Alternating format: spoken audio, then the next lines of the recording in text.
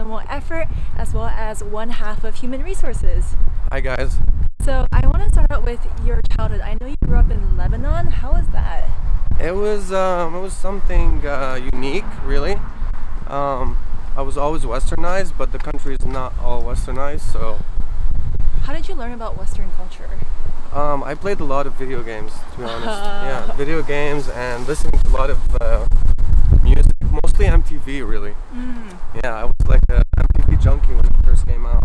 So Wow. that's how I kind of branched out into like the Western music culture Yeah. and eventually electronic music. How did you start listening to electronic music? Well, when I was into like indie rock and like new wave and stuff like that. I was in a band. But when I was around 18, 19, my brother introduced me to like Paul Oakenfold and like Old school. yeah, like he got me some records, and I immediately fell in love with it. Just like that electronic music, you know. Yeah. And then when I turned 21, 22, I just wanted to start my own shows. So I started doing shows back home. And like, I booked like Adriatic. Oh wow. Before they they were were big. out there? Yeah. Before, like nobody knew who they were back then. I see. So I started doing that. It was my passion at that point. And what was the music scene like out in Lebanon? Did a lot of people listen to? Honestly, the electronic music scene is pretty good over there, I'm gonna say. Like people, it's not big, but for what it is, it's like people who go out to these shows are really like educated in the music. Oh, interesting. Okay, and was it like, so they appreciated the culture, but what was like the main type of music there? It's Arabic music. Oh, it's Arabic music. Like the main music is Arabic music, That but makes sense. there's an underground scene, you know, Yeah, interesting. and it's pretty big. Okay. Like, you know, shows could do, like I used to do 1,000 people on Saturday nights, really. Wow. Cool people, Only the cool kids. really. And is that where you started Underrated Presents? Yeah, I see. So that was a brand you started in Lebanon. correct. So then when did you move out here? Why did you decide to come out here? Well, I got my green card, and I was like, I've always wanted to live in LA. Like all my life when I was a kid, it's like, I used to tell my friends I want to be in America and Los Angeles. So as soon as I got that, I was like, I'm out of there. Just like that? Yeah. Have you been back since?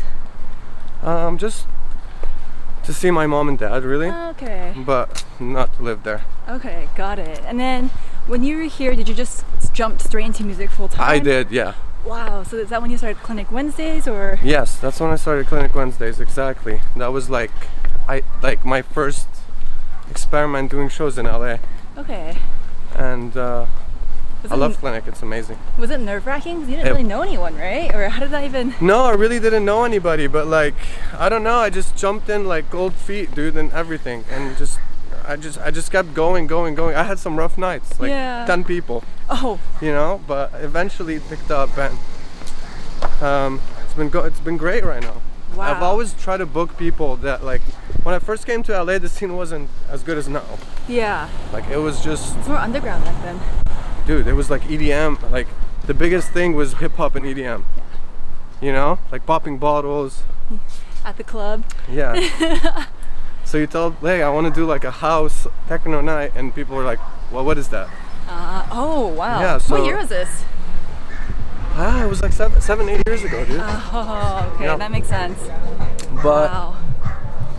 you know, after a lot of work, not from me, from other people in the scene as well, in the industry, eventually now the scene is like, Huge. we're globally recognized. LA, like every Yeah. DJ wants to play here. Wow. What were some of the first venues you played at, that you hosted at in LA? Clinic was at Station 1640 at first, and then Minimal Effort started in a warehouse, really. Okay. Like it was like a, you know, all night show kind of thing where Yeah. we don't have permits, and like, Oh, that was like the first Minimal Effort. That was huge though. yeah. Like we had Audiofly, and that was just like, that was sold out, and just like after that I got scared because like the cops came in a chopper, and Oh, How many people were there? Like we had like 1,200. How many people were supposed to be there? I mean, max capacity. Well, the thing is, it was like a warehouse underground. Like it's not like, you know. So after that, I was like, no, I'm gonna just go overground with that brand. Then we did LA Center Studios. I've been to that one. That was sick. Yeah. That was really a sick show, to be honest. Yeah. You remember Tiga? I do. Tiga Live. That was really. So yeah. This was a New Year's one, right? That was the Halloween. Or Halloween. One. Okay, I did Halloween and New Year's. Well, yeah, that year was sick. I mean, I had that year. I did did Recondite, Stefan Budzi, New Year's Eve. Like people that like now they're so big. Back then they were big, but not as big as now. Now, yeah. So yeah, I've always took pride in just booking artists before they got big. Yes. How did you transition from Clinic Wednesdays to Minimal Effort? Well, I mean, Underrated Presents was like, it's kind of like the main hub, right? And I always want to create brands. Yeah. So Clinic Wednesday is like the weekly brand. Okay. On a Wednesday night, 300, 400 people, intimate. I see. And then I wanted to do bigger stuff, right? Yeah. Because like Clinic, I wasn't able, I didn't create it to do huge things. I wanted to create different brands. So Minimal Effort was like our bigger brand, where we can showcase bigger artists as well as do different styles in one show, different stages, like techno and house at the same time. So, you know, we came up with that name, Minimal Effort, which could be, some people think it's weird, some people think it's cool, but we like it. Got it. Okay, so then, do you still have Underrated? Yeah. As well. Okay, so that's the overarching, and then it's Clinic Wednesday, then. Yeah, and we do shows with Underrated. Like we did Detroit Love on Friday. Last week with Muti Man and Carl Craig. Wow. And we do like we do a bunch of shows with but one-offs with Underrated. It's like Underrated Presents one-offs. I see. And then we do our brands, Clinic and Minimal Effort. Got it. Okay, and then how did you start DJing? Where did that all come into play? Well, that was my first passion. The thing is, for me, I didn't want to start doing shows like that. I just wanted to DJ, and nobody was booking me back home, right? So no one was giving me the they would be like, okay, you can play on, you know, on Tuesday night in the side room. So I was like, I'll just throw my own show and play. So that's how how it started for me. Oh, so that's why you started doing the whole hosting. Yeah. Because nobody was like literally giving me the opportunity to DJ. That was back home, so I was like, I'll just do my show. Wow. And then you had your partner this whole time. Like, have you guys been childhood friends or? Well, I had different partners back home. Oh, I see. So when I moved here, I met different people and partnered up with them. Okay. And that's when you met your partner, Izzy. Izzy, yes. Okay. And is he a full-time DJ as well, or he also helps you with Underrated, right? Yeah, he helps with everything. He's like a, you know, Swiss Army knife, really. Jack of all trades? Yeah. What else do you have coming up? We have Halloween with Minimal Effort. Okay. Well, we have also New Year's Eve. Oh, so you're going forward with it? Yeah, it's already booked up. The lineup is actually way sicker than I love the Halloween lineup. The New Year's Eve lineup is, in my opinion, sicker. Yeah. And then we're doing, I can say it, we're doing Ben Clock. I don't know if you're familiar with him. It's like a huge techno artist. Okay. In March. And then obviously Clinic, and we have other one-offs as well. Plus we're gonna do a Minimal Effort outside of California. Oh, wow. Probably Cabo or something like that around there. That's so big. We're gonna do like a destination, a weekend like that. We're working on that. We should announce it after Halloween. When is it? What month is it going to be? We're trying to do it in April, March next year. Yeah. Wow. That's what we're trying to do. But yeah, we're trying to expand right now. For sure. Okay. So how do you guys choose a venue? Depends really. Like depends on the show we're throwing, the DJs we're booked. You're able to stay in LA area, which is pretty big. Well, LA is our home, really, home base, and it's really underrated. Like, not joking, not like it's like it has everything really. If you look hard enough, it has everything here, pretty much. And the venues we choose, it really depends on the vibe and the DJs we're looking for. For example, Detroit Love, we did it at Lot 613, which was like, so we just try to match the talent and the vibe with the venue. Okay, wow. Yeah. Would you ever host events in different states? Yes, yes, that's our move. I mean, we can take minimal effort to different states. Yeah, we want to do New York, we want to do Austin. We have plans, you know, Yeah. and we feel like the brand could do well over there as well. How long does it take for you to like execute a show from start to finish?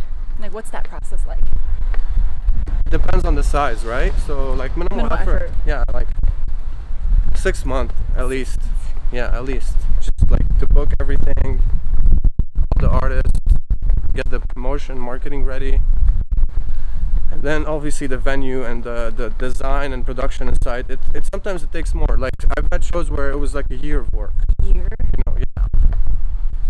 So people don't realize it like takes a lot of work Wow. to put a show that like ends in like it takes 6 hours. Yeah. And it takes like a year to put out.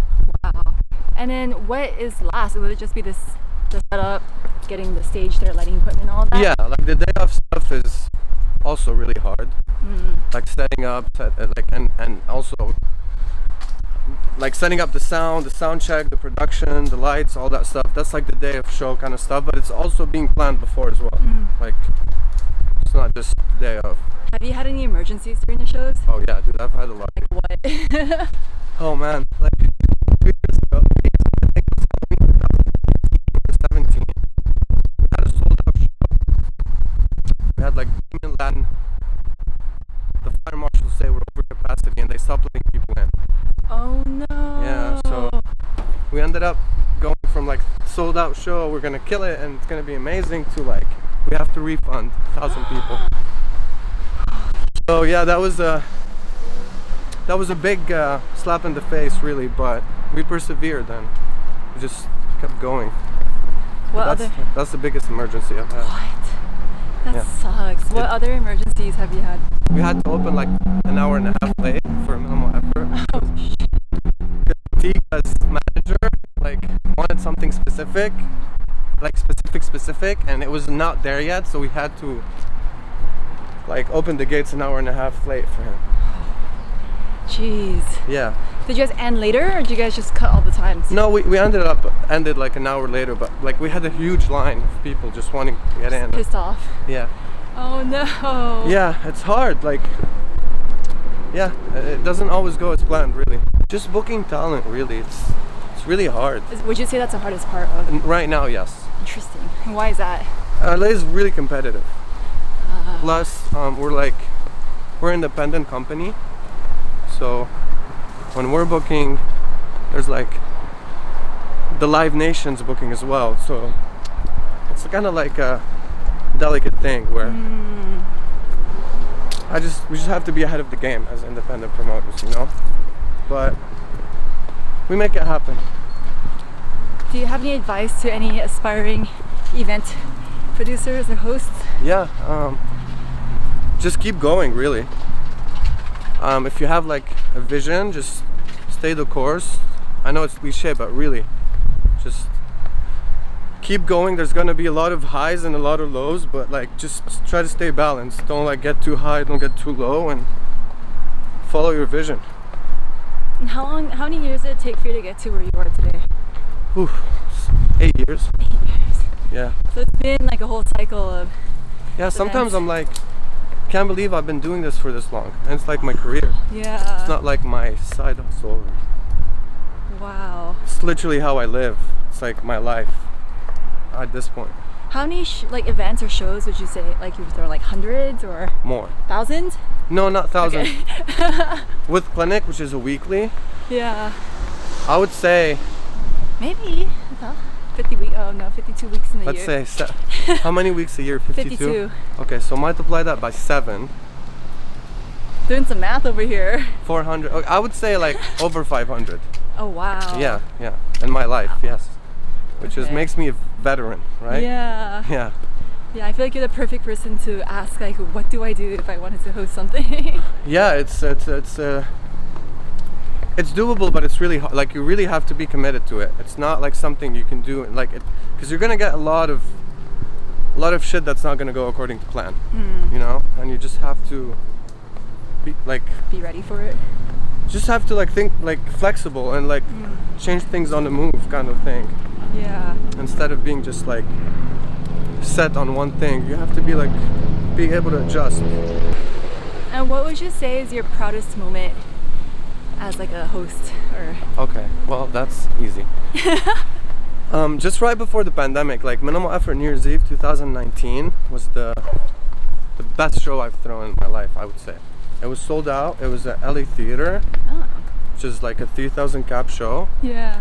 I had no issues whatsoever. So everything went Wow. smooth.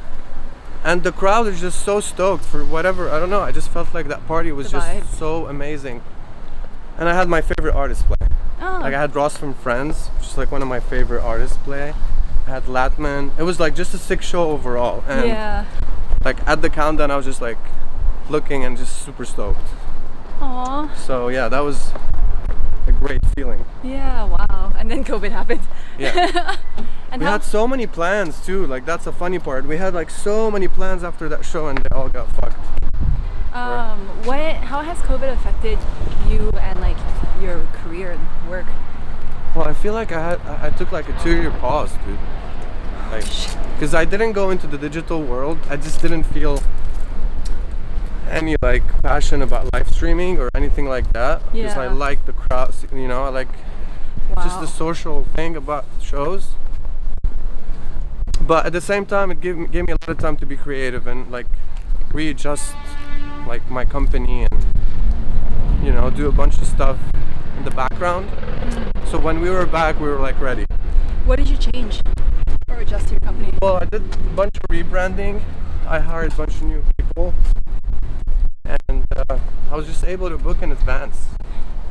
But it was like a tentative thing, like because we didn't know when it was gonna end, you know. But Yeah. we just try to be ahead of the curve. I have one last question for you. Yeah. What do you want to be remembered for? That's a good question.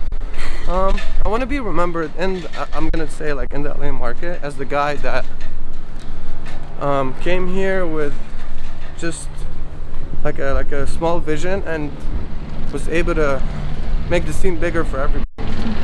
Really. Thank you for joining us. Thank you guys for having me. That was so much fun. Great Climbing workout. up and down hills. I feel like Yeah. we're both just like sweating right now. Yeah, no, that's my cardio for the day. And yeah, we will see you next time. Bye guys. Bye.